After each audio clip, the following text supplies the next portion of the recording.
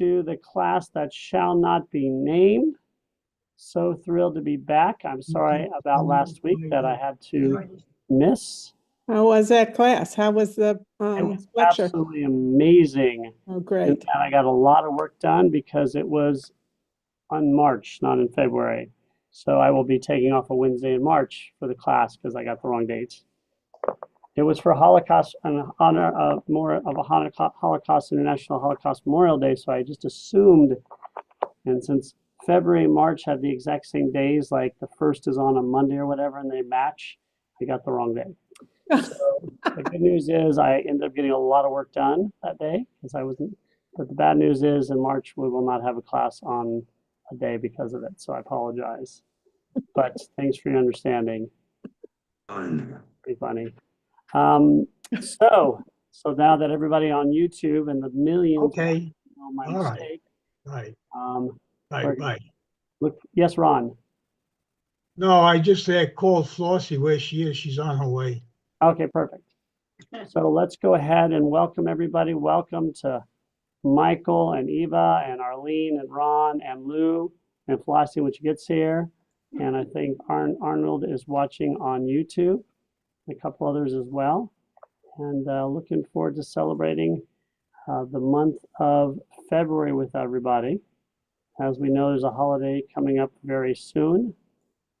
It is called, I forgot the name of it, but it's coming up soon. President's Day. President's Day, that's the one. No mail on President's Day. That's right, not the ones on 2 days or 3 days.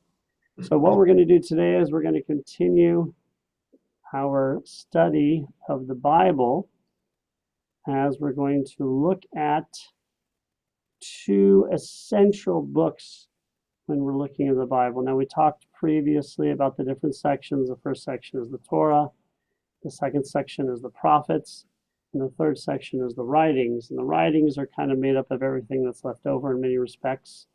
Books like Megillot books, like the Book of Esther, Song of Songs, Lamentations, books like Daniel and Chronicles, Psalms, which begins it, but probably from my perspective, and I am not an authority, but the 2 most important books and writings are the 2 books that really help to set Judaism on its path to the future.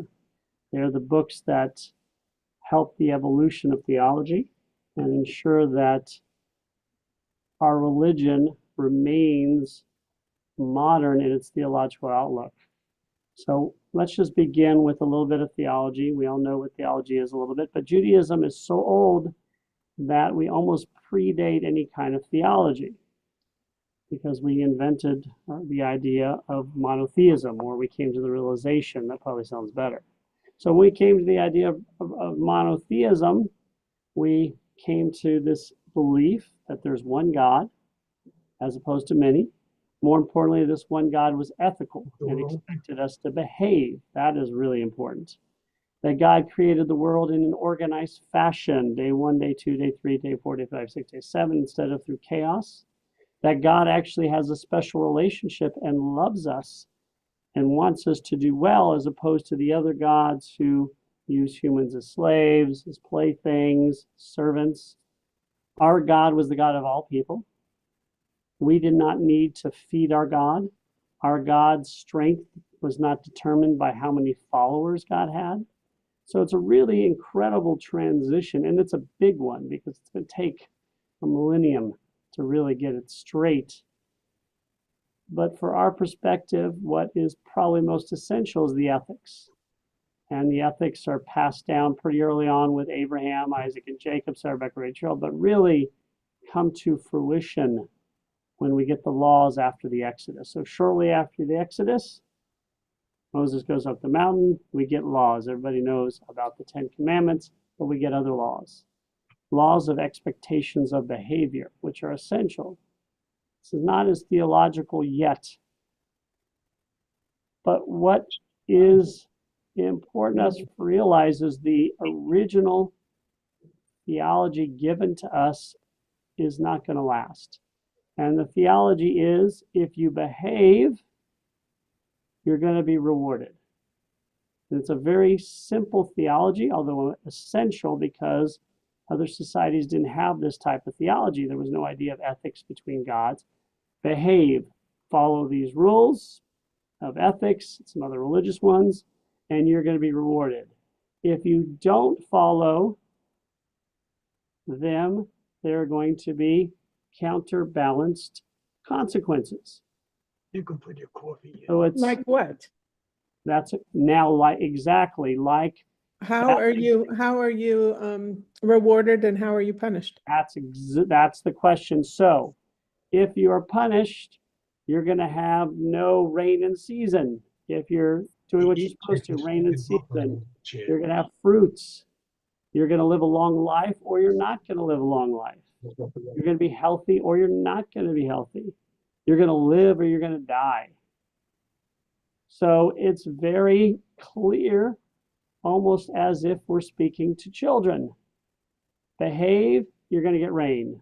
Don't behave, there's no rain. We still have those prayers in our service. Behave, you're going to have a long life. Misbehave, you're not. Behave, you're going to be healthy. Misbehave, you're going to get leprosy. Behave, you'll have children. Misbehave, you won't have children. Although to some people, not having children is a blessing. So maybe that doesn't work real well. Certainly depending on the day of the week. Yeah, true. A blessing, but not every day. Except for on the exception. My children are Yeah, your kids are still young. they're still young. Yeah, just wait. Yes, when they throw Just- fits, I'm still in control a little bit. My daughter came out of the womb a teenager. I don't know about your children, but that's how my Yeah. daughter came out. So this is the theology we have. And you see it pervade through the Torah, through the books that follow. If you follow God, you're going to do well. If you don't follow God, it's going to be destruction of the temple. Armies are going to take over. All these things are going to go wrong. So we cannot help but realize that this theology had to change. If this was the only theology, Judaism is going to cease to exist at some point. We cannot maintain the veneer of this simplistic theology when it is so apparent that it is not working. That eventually we come to the point where we say, what? There's a famous book written in the 1970s by Harold Kushner that everybody read. Bad things happen to good people. Exactly. Bad things happen to good people, and the vice versa as well. Good things happen to bad people. And you can always say things like, well, you don't really know, this person who, there's a famous story about, the Elijah was walking and one family, rich family, took him and they made him stay in the barn. He slept with animals. And as a reward, when he left, they built a new barn. And then he went and visited a poor family and they let him sleep in their best room, fed them all their food. And as he left, he killed one of their main milk cow. And of course, why did you reward the family that treated you poorly and punish the one that treated you well? Well, then they said, well, Elijah says, well, there's a giant treasure where I built the barn, so that family will never see the treasure. And as for the poor family, it was the husband's time to die that I took the cow instead. So you could say stuff like this, where we just don't realize God's intentions. And yes, the person who is really terrible and leading is wealthy and happy and respected is really suffering. But after a while, that doesn't work too much because I see really terrible people thriving and really wonderful people suffering. And so we have to find a balance. What's the balance between behave and you're rewarded or punished, and the reality of society that is not happening? And that's where the books of Job and Proverbs come in. They are the yin and yang, the ice and fire, give me some other ones here, the Darth Vader and Luke Skywalker, the sun and the moon. They are the tension moments, one on one side and one on the other, and they are going to help usher in a modern era of theology for Judaism. And it is essential for us to really look at Job and Proverbs. We're going to do that now to see why. So let's go to Job. We're just going to read chapter 1, and then we're going to read chapter 1, and which is really sets the precedent. It's all there. And then we're going to talk about what Job did to change things. Anybody want to read, or I'm happy to read? Can't even see it. Can't see it. Is it not up there? Can you? It's up there, but it's so Very tiny. small. Oh, you want to make it big? I'll make it bigger. That's easy. How's that? I don't mind reading it, but can I have a Bible here. Can I read it? The words might not be identical. Right. I see it better. Yeah. And again, something got cut off here. But anyway, yes. Go, if you want to read your translation, please go. Yeah, I don't know that it's any good or whatever, but I'm sure. there was a man in the land of Uz whose name was Job, and that man was wholehearted and upright, and one that feared God and shunned evil. And there were born unto him 7 sons and 3 daughters. His possessions also were 7,000 sheep, 3,000 camels, 500 yoke of oxen, and 500 she-asses, and a very great household. So that this man was the greatest of all the children of the East. And his sons used to go and hold a feast in the house of each one upon his day. And they would send and invite their 3 sisters to eat and to drink with them. And it was so, when the days of their feasting were gone about, that Job sent and sanctified them, and rose up early in the morning and offered burnt offerings according to the number of them all. For Job said, "It may be that my gods have sinned and blasphemed God in their hearts." Thus did Job continually. That's the end of the sentence. That seems really weird. We're now good. We'll go Now- to verse 6. Okay, now it fell upon a day that the sons of God came to present themselves before the Lord, and Satan came also among them. And the Lord said unto Satan, "Whence comest thou?" Then Satan answered the Lord and said, "From going to and fro in the earth, and from walking up and down in it." And the Lord said unto Satan, "Hast thou considered my servant Job, that there is none like him in the earth, a wholehearted and an upright man, one that feareth God and shunneth evil?" Then Satan answered the Lord and said, "Doth Job fear God for naught? Hast not thou made a hedge about him, and about his house, and about all that he hath, on every side? Thou hast blessed the work of his hands, and his possessions are increased in the land." Okay, so now verse 11. Okay, put forth thy hand now, and touch all that he has. Surely he will blaspheme thee to thy face. And the Lord said unto Satan, "Behold, all that he has is in my power. Only upon himself put not forth thy hand." So Satan went forth from the presence of the Lord. Okay, 13.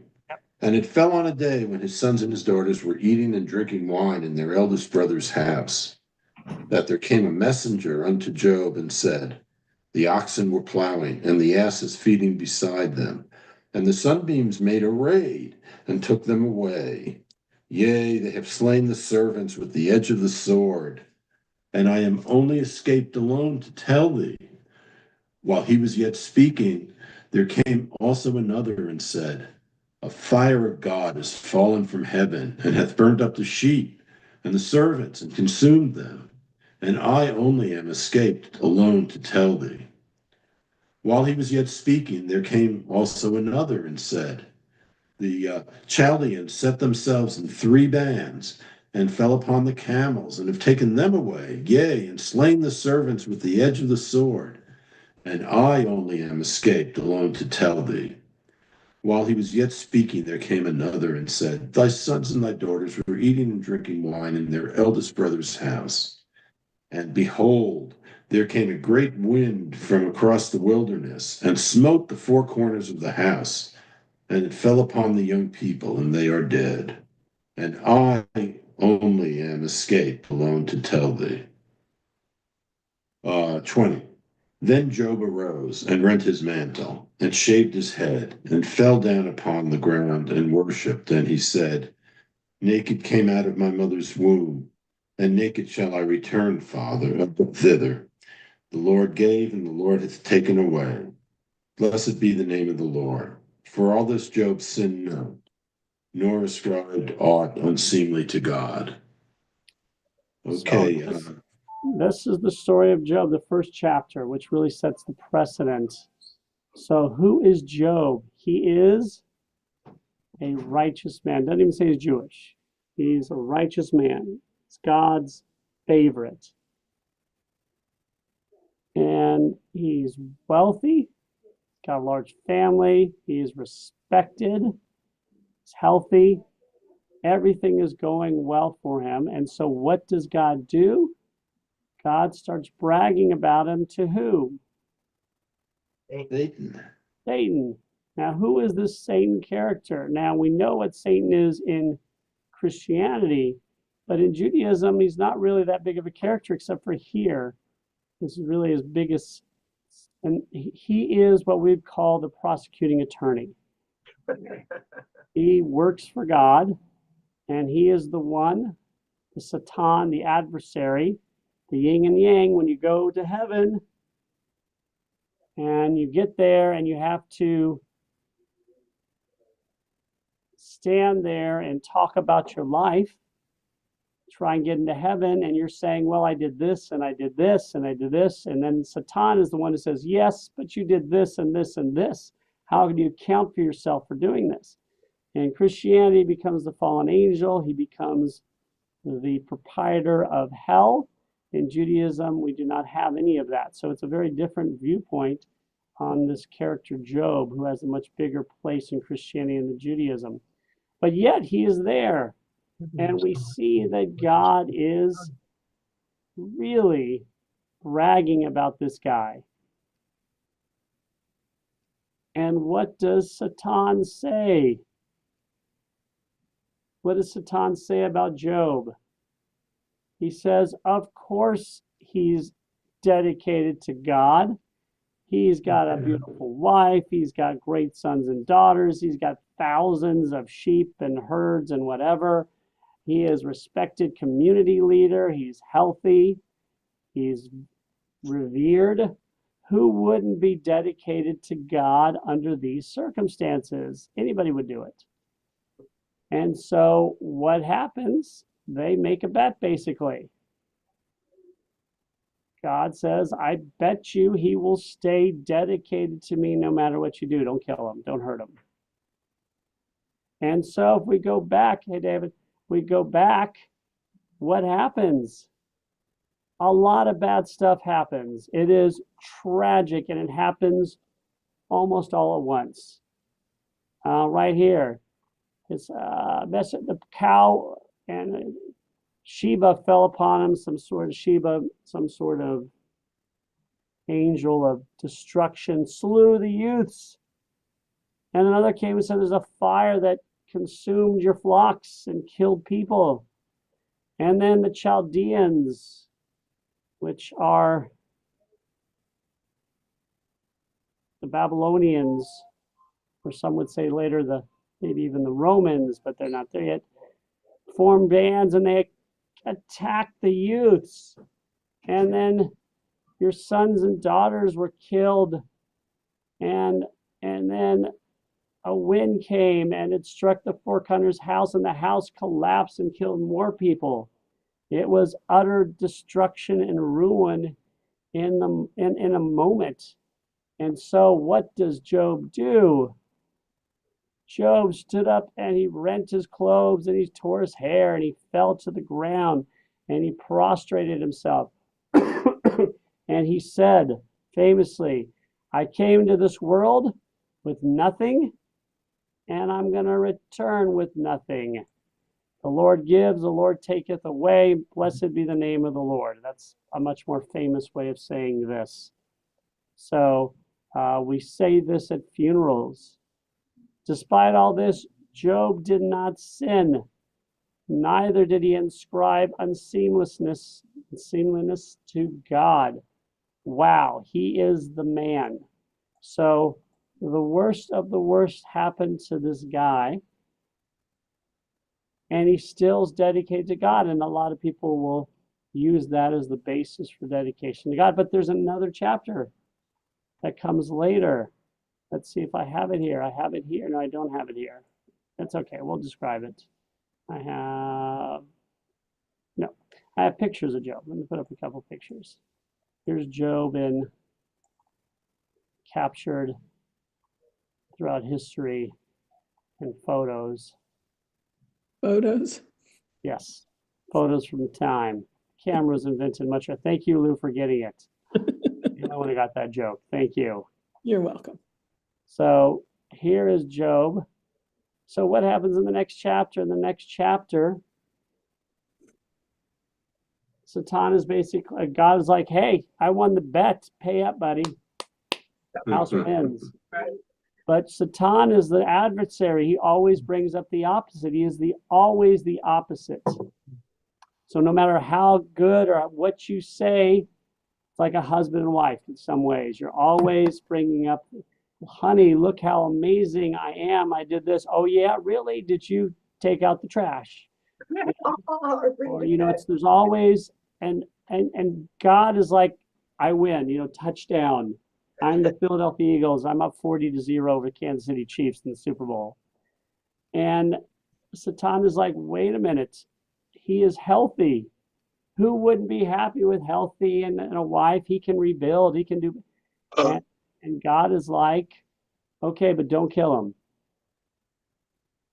And so he ends up with bed sores. He ends up ailing. And he asks the question that needs to be asked. And the question is, why am I suffering?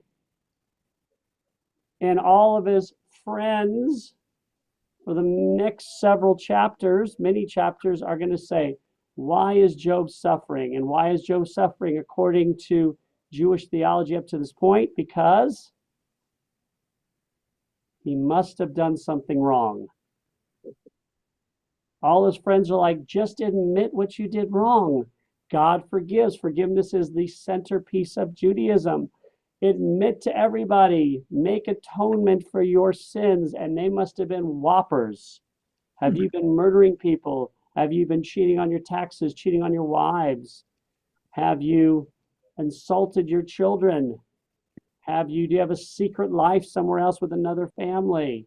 What have you done? Have you been desecrating, the altars of God? You're doing terrible things. Just admit it.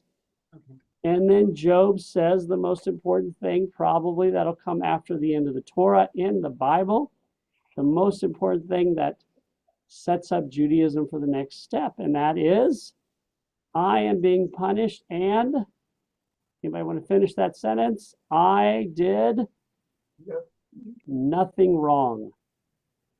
I've certainly made mistakes, but I have not done anything wrong that would warrant this kind of destruction. I believe in God, but I am being punished unfairly. And all of his friends, what are they going to say? They're saying, no, that's not how it works.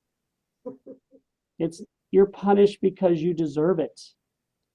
And you admit it, ask for forgiveness, give forgiveness, make sacrifices of sin sacrifices, and you're going to be okay. And God will help you reach your level again, possibly. And he just keeps saying he is stubborn. Most people will give in to this type of thing. Yes, I am guilty. I'll take a lesser sentence. You can go to court. The DA is offering you 2 years, but if you go to court and lose, you could spend 20 years in prison.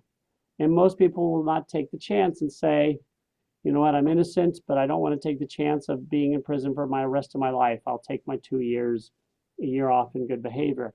But Job is not that person. Job is saying, no, I'm going to court. I'm willing to take life in prison or the death sentence because I am innocent. And this is essential to our understanding because you have to see Job is the new person. He is the Albert Einstein. He is the Isaac Newton. He is the one person who is saying something that everybody else does not believe. Theologically speaking, he's Maimonides or Thomas Aquinas. You know, he is standing up for what is right. He is the person who stands up in the face of everybody saying you're wrong. Michael. Go ahead. Why don't you finish your thought? It's more important than what That's you pretty said. much finished. He is the one. Okay, you know, you just said something which triggered a thought. I've often thought how horrible our criminal justice system is. That if you plead, you get a lesser term. You get convicted, you get a longer term. And you know, we could argue the merits of that, but theologically, you know, what's the ethics of that? Right. I've never thought of that before, but there's something in a theological rather than a political sense. I mean, what you know, what is the ethics of that? And that is an excellent question. And that is what we're getting at because the ethics of this start now. Because the ethics of behavior have been set. The ethics of theology are make sacrifices, make amends, admit you're wrong. Obviously, if something's going wrong with your life, you've done something. God does not punish without reason, a reason that is understandable once explained. And Job is challenging the ethics, the traditions of that. Flossie. But finished, Rabbi. No, please go ahead. Can we take that and throw it out regarding the Holocaust? In And the that, sense that, did we do Excellent. something wrong, or That's were we excellent. being tested, or what? that is the point, exactly. Because if the Holocaust or the Spanish Inquisition or the martyrdom of Akiba or the terrible things that happened before Job, then people would blame themselves. And there are still Jews who are way, far out there, and not all Orthodox, but the certain ultra-Orthodox groups that are way on the fringe. The Holocaust was our fault because we were not keeping kosher. Yes, I've heard And as that. terrible as that sounds, there's some people who believe that. Yeah. Without Job, we might all believe that because Job is the stepping stone. Because he says, no, the Holocaust, the Inquisition, the martyrdom, the pogroms are not our fault. We are being punished unreasonably so, or we're being punished and we don't know why. And this is the most amazing part of this book because this book lets us finally ask the question or make the statement that there's something wrong with our religion at this point. It's been great. It has been a precedent-setting religion in so many ways, but it is missing something, and this is what it's missing. And so this is the back and forth we see, and there's chapters after chapters of his friends and colleagues coming up to him and telling him you're wrong. Just admit it. That's the whole book. Admit it. The pressure to admit that you're wrong and to stay within the system we know. We have a system of Judaism. It works. Don't rock the boat. Stay in the system. And Job, like a person who probably would mention most like him would be Baruch Spinoza, 17th century sage who was basically ostracized. And you can't really kick somebody out of Judaism, but you can kick him out of the community because he dared to say we should write the Bible in English, German or French or Dutch, he was Dutch, that the Bible may not have been written by God, which is now a debated subject, but in the 17th century, he is basically excommunicated for it. That is Job. Job is basically excommunicated from Judaism because he is questioning a tenet that is so paramount to the current existence that people cannot think beyond it.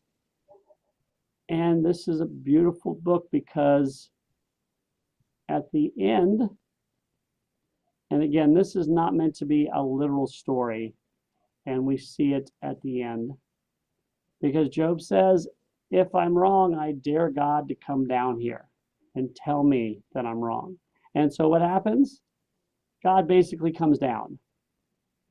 Like every time one of us says, God, I need to talk to you, or God, billions of people doing this, and the story of God comes down. And this is a beautiful moment for us as readers because they use us in an essential way. Because as readers, when God comes down and Job says, I want an answer, why am I being punished so cruelly? What did I do wrong?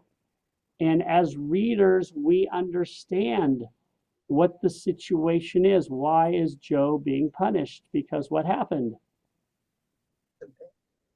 What happened at the beginning of the book?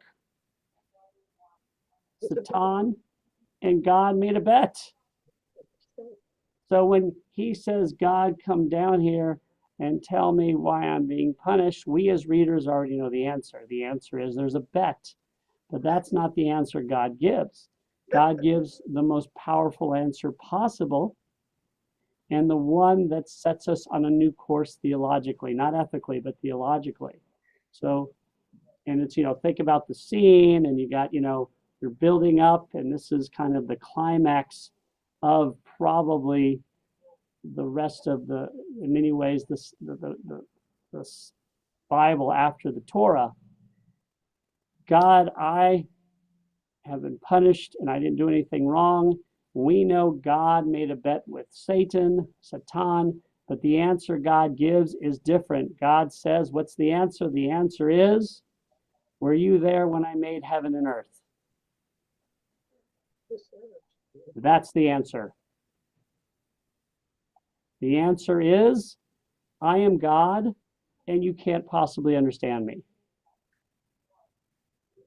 And that means we have to start figuring out new ways of theology because God is God and we are not. We can't always understand God, and God doesn't need to explain every little thing to us. So in other words, bad things may happen to good people and good things may happen to bad people, and we have to figure out why. And it is essential that this happens because what does this lead to eventually? It leads to the idea that people are punished or rewarded according to their behavior, but when is that punishment or reward going to happen? Not, what'd you say, Flossie? I said, in this world? No, that is exactly the question. Right, Flossie, that's the answer that's going to happen later. We're going to start saying to ourselves, well, maybe what? Will be rewarded in the future. When in the future? Either in the future or After we die? After we die. That is not part of Judaism yet. The reward and punishment in the next world is not part of Judaism. That is not biblical in many respects. There's a mention of the next world. There's hints at it in places like Psalms. But really, people die and you go to Sheol. You go underground and you live your life there. But it's not because you were better or worse. It's just where everybody goes. But what's going to happen later, stemming from First Job, and Job is one of the last books in the Bible, last books to be written that made it into the Bible, is that we're going to start other ideas of theology. Maybe we're rewarded or in heaven. Maybe the rewards are something we will never see. Maybe we're rewarded by being good human beings. Maybe we're rewarded in other ways by having our sanity, by not being depressed, maybe rewarded in ways we can't understand. But the idea is that we can't always understand God, but we have to try and figure out God and figure out what God wants. And this leads us into a plethora.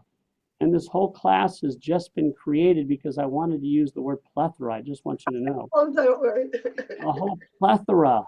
SAT word. That's Yeah. right. A plethora of ideas about theology, because now, whereas theology has been like the train going straight down, now it is going to be, or the river, just the river going straight. Now there's going to be tributaries going in every direction about theology that continues to this day. There have been some major theologians in the 20th century, 2,000 plus years later. That's how theology can still be discussed. Some of the greatest theologians, maybe 20th century may have been one of the great periods for theology. And the late 19th century and 20th century may have been the best period in theology since the book of Job, or since, the 10 Commandments were given. Yes, Flossie. How do we see heaven? And that's the question that again, it's going to be debated now. There are so many debates about what heaven is and how to get there. Most people believe in heaven who are Jewish, most theologians, but not all. Hadam do not. There's many who don't. Some say we will be with our family. Some say we'll be individuals. Some say there's levels. Some say we keep our individual consciousness. Some don't. Some say at one point our soul will come back into our bodies. Some say we have to go to a way station before we get to heaven, unless you're a tzaddik.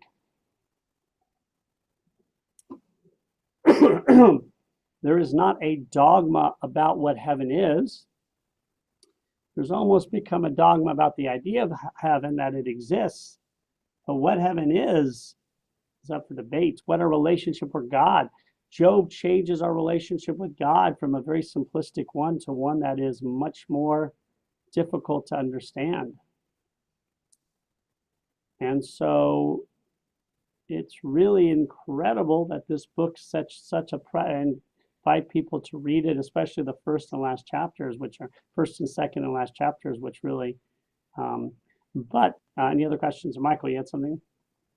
You just gave an exposition of we don't know about heaven. What about hell? That is another one. Again, it lets you go into different directions. Getting the book. Throwing floss. So hell never becomes a part of our religion. It becomes part of Christianity.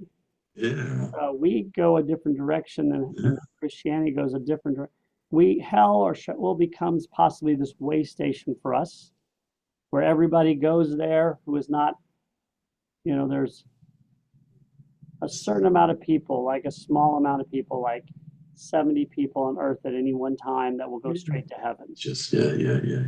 And you don't know who you are, because as soon as you say, I'm one of the 70, that means you're not. Right. You have to go your whole life without thinking that you're one of the 70. So those 70 people go straight to heaven. All the rest of us, some believe, have to work out our issues and before we go to the next level.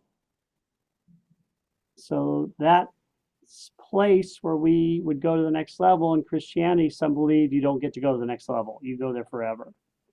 But forgiveness in Judaism is so paramount that everybody gets to go to heaven eventually. And again, the 20th century, there have been theologians who surmise that maybe certain people are truly pure evil and maybe they don't get to go. Do they stay in this Sheol place forever? Do they cease to exist, which is a punishment beyond our comprehension? How can anything cease to exist in eternity? That's a debate.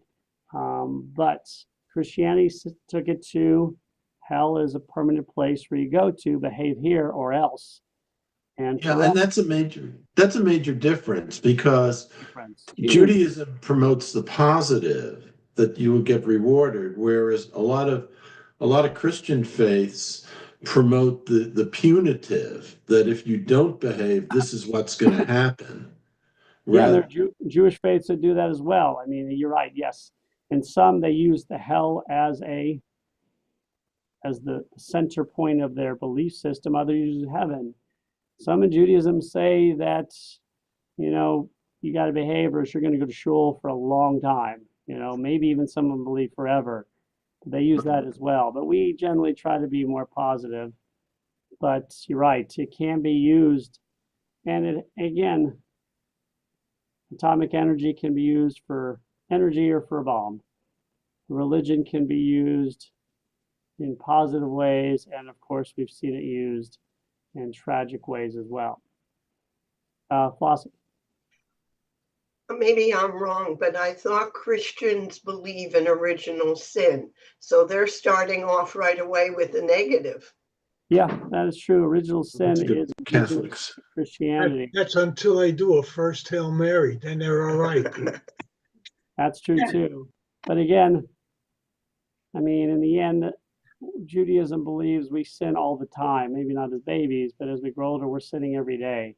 I know I am. And on our next one, we're going to ask people to share their most intimate and secret sins they've committed on YouTube. And then we're going to put it out there and we're going to use that to make money because I think a lot of people would love to hear how badly. Big money maker now.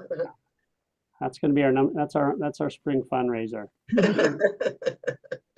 But yes, original sin is indigenous to Christianity, as is hell, as is the Son of God. So Christianity, although is an offshoot of Judaism, had to find its own path, and it had to change things, and change following religious law, change belief in Jesus, change belief in the next world. So that happens over time, over the next couple of centuries. It's not something that happens immediately. But for us, Job again sets this amazing precedent. However, you can't go too far. If you go too far one way, you are really challenged because you can lead to the path, well, we don't understand God, there is no God, I'm not Jewish. So we have to have the balance of that, and that's where Proverbs comes in. So we go to Proverbs, and that's the staple. That's the keeping the old theology and making sure it's still a part of us, that we believe in God, we believe we're supposed to behave. And so this is Mishle, this is Proverbs. Of course, theologically, we think it's written by Solomon, or traditionally, although in reality we don't really believe it's written by Solomon, but people believe it's written by Solomon because, of course, the very first line says, the Proverbs of Solomon, the son of David. So obviously, King of Israel. Yeah. Actually, it is looked at that he is the author. Now, let's look at Proverbs 1. To know wisdom, instruction, to comprehend the words of understanding, to receive the discipline of wisdom, justice, right, and equality, to give prudence to the simple, to the young man's knowledge and discretion, that the wise men may hear and increase in learning, and the man of understanding may attain unto wise counsels. To understand a proverb and a figure, the words, you see, it's beautifully written in this good translation, the words of the wise and their dark sayings, although I always forget to change the word Lord to eternal. The fear of the eternal is the beginning of knowledge, but the foolish despise wisdom and discipline. Hear, my son, the instruction of your father, and forsake not the teaching of your mother. For they shall be a chaplet of grace unto your head, and a chain about your neck. My son, if sinners entice thee, consent thou not. If they say, come with us, let us lie in wait for blood, let us lurk for the innocent without cause. Let us swallow them up alive as the grave, and whole as that go down into the pit. We shall find all precious substance. We shall fill our houses with spoil. Cast your lot among us. Let us all have one purse. My son, walk not in the way with them. Restrain thy foot from their path, for their feet run to evil, and they make haste to shed blood. For in vain the net is spread in the eyes of any bird, and these lie in wait for their own blood. They lurk for their own lives. So are the ways of everyone that is greedy of gain. It taketh away the life of the owners thereof. Wisdom crieth aloud in the streets. She uttereth her voice in the broad places. She calleth at the head of the noisy streets, at the entrances of the gates in the city. She uttereth her words. How long, ye thoughtless, will ye love thoughtlessness? I decided to go with the ye's and thous. And how long will scorners delight them in scorning, and fools hate knowledge? Turn you at my reproof. Behold, I will pour out my spirit unto you. I will make known my words unto you, because I have called and ye refused. I have stretched out my hand and no man attended. I finish it or just stop there? I think we finished there. So this is, Proverbs is telling us to stay the course of Judaism. Remember the ethics. Remember to do what God asks. It is keeping us in line, because when we start thinking about God and the concepts of the universe and the good versus evil and where we go, we can lose ourselves in theology. We can come to the point where we say, well, it doesn't really matter. I don't understand God. We need the anchor to keep us here, and that is Proverbs. Proverbs is pay attention to what it tells you, behave, run, walk the path of Judaism, of good behavior, being a good human being. Follow what your parents say. Don't go off and be seduced by the need for spoils and for blood and for material items. So this is the balance to the, let me think about the ethereal questions of the universe. And the Talmud is very much involved with this discussion. You can't study Kabbalah until you're 40. You need to really have some sort of foot in the earth. We don't want 18-year-old college students to study Kabbalah and get lost in their minds. They get lost and taken by people who say, well, we don't understand God. Theology's out there. It means on this earth we can do whatever we want. We want our children to grow up and stay the course. Whereas Job is saying, yes, but you need to think. You need to be a thinker and think outside the box. And Proverbs is saying, yes, but ethics are not outside the box. Maybe ethical questions, but you still got to believe in the ethics and believe in Judaism and believe in God and do what your mom and dad says. So it's the pull and tug. This is the basis for the Judaism we have today. Stay on the road of behavior. Be good to mommy and daddy. Treat others with respect. Don't get caught up in the worldly items. Versus, I need to question everything. I need to question what God wants. I need to question my relationship. And I think we can all see that, especially young people, and they go to college or the early 20s or late teens, they're smart enough. They're as smart as us, maybe even smarter, but they don't have the wisdom to back it up, and that they can be lost. And this is what Judaism teaches us to be careful of. Of course, when Job was written, they're talking about 13-year-olds instead of 18-year-olds, because of course people started getting jobs much earlier back then, but the idea still remains. We want our kids to go to college and learn and stretch and protest, but we don't want them to do something that's going to destroy their future or do something that's going to lead them astray.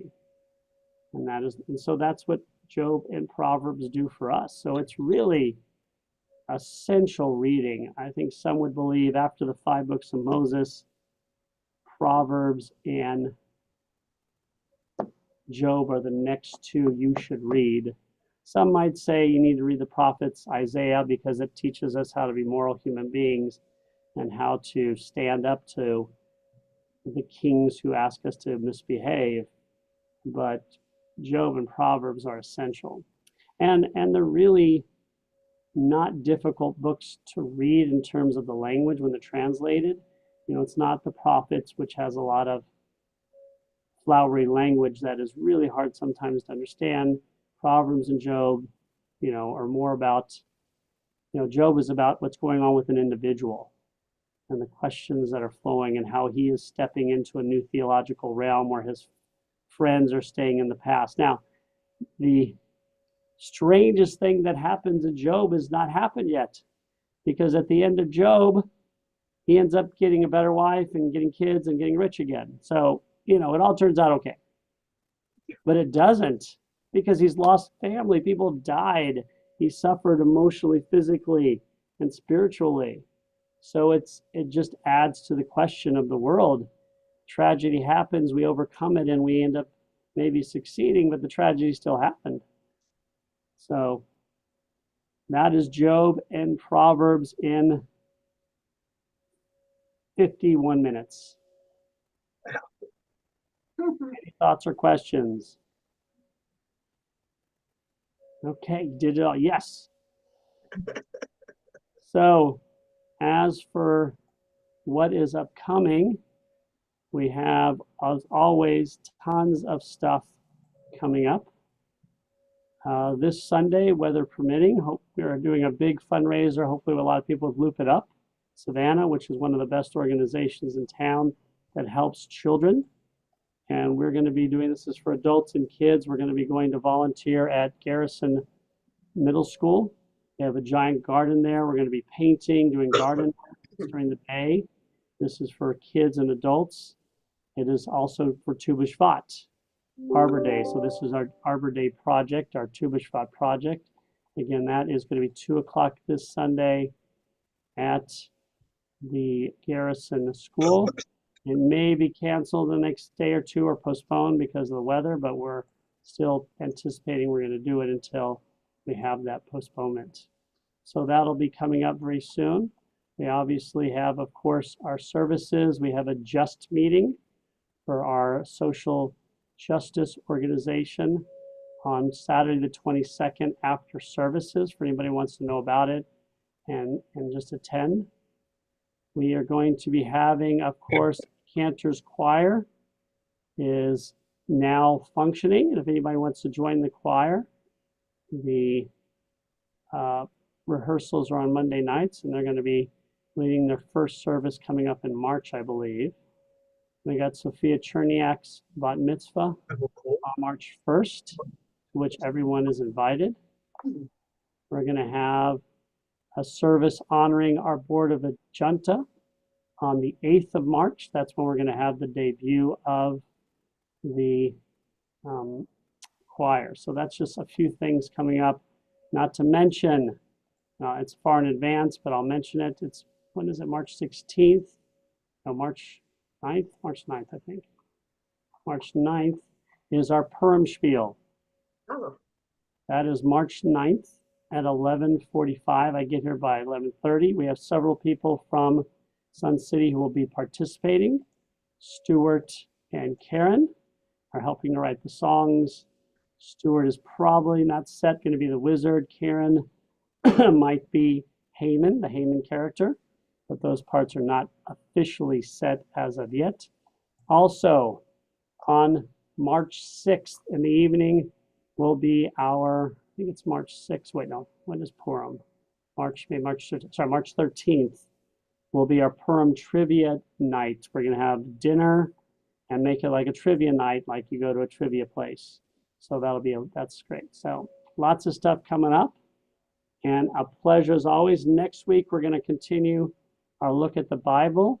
Does anybody have an area of the Bible they want me to choose, or should I choose it myself? I think one of you choose. I think Flossie asked for Lilith, which was great. We did that well, last you did that already. So what is the Song of Songs? That's a great one. We can look at the Song of Songs. Ooh, a little lurid there. Yes. The Song of Songs is a book in writings. It's also one of the Megillot. It's the book of love, and talks about it's meant to be a book of love between us and God, although it doesn't always read this way. It is the singular book when you read it that you say to yourself, how did this make it into the Bible? When they were choosing books, The great-great-grandson of the person who wrote it, was he on the committee? Was somebody, a bookseller, making money off this book and felt like they make more? What is the spiritual reason the Song of Songs made it in? And it is a question. So we can look at Song of Songs next week. Maybe we'll look at the other Megillot. We'll look at the book, the Megillot. We can start with Song of Songs. The other books, the Megillot, the most famous, of course, is the book of Esther, also Ruth. And Lamentations are also in there. So we can look at those. All right, so we'll do Song of Songs. Okay, this is not going to be G-rated. Song of Songs is definitely not G-rated. Do we burst into song, Rabbi? That'll be for the book of Esther. All right, guys. So you stay safe. Have a good one, everybody. And everybody join us again next week on this Wednesday class that shall not be named as we look at Song of Songs. I better get permission from our board of the junta to go in that direction. Abandoned schools. Welcome back, Michael. Thank you. Just got back yesterday. Oh, wow. You're here today. Wow. Stay safe, everybody.